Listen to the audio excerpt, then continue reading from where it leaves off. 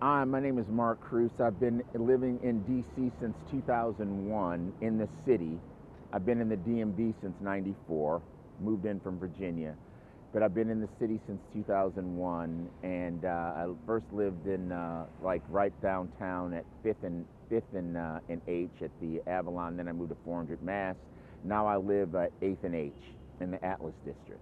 A lot of black people have moved out. It's becoming more and more and more whitewashed. I mean, basically, when I first moved here, people were like, "Oh my God, you're moving over there," but now it's like, the housing values have gone up dramatically. My house is more than doubled in value since I bought it, which is a great thing. But then again, what I've noticed is that a lot of the people that are from this neighborhood, the people, they've been displaced. They've been displaced.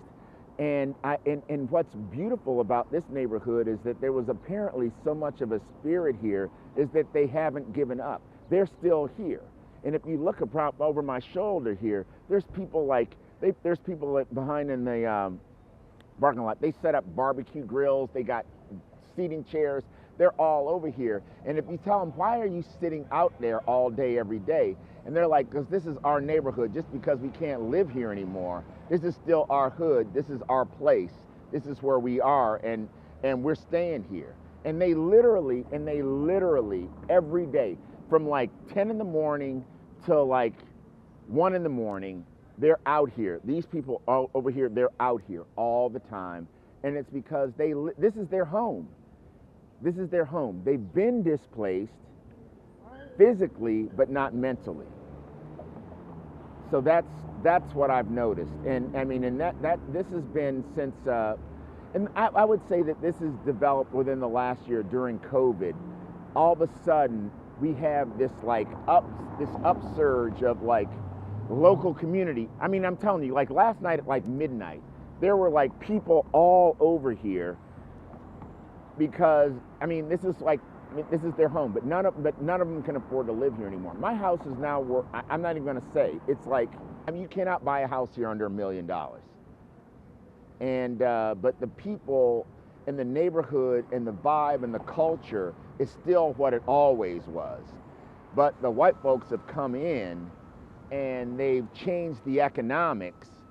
And I just love the fact that culture is still here. And I don't know how long it's going to hold on, but it's still here. I mean, you have to realize, this is a major intersection of DC. This corner right here is on the public transportation, connects northwest, upper northwest to southeast DC. I mean, this bus line goes from the Navy Yard, it goes all the way up to Florida Avenue and all the way up to the Cathedral. This bus you can take this bus to Duke Ellington Bridge. This bus goes from Minnesota Avenue all the way down past Union Station, all the way past the White House. It goes all the way east and west. This is like the east and west artery of DC. And this is the northwest, southeast artery of DC.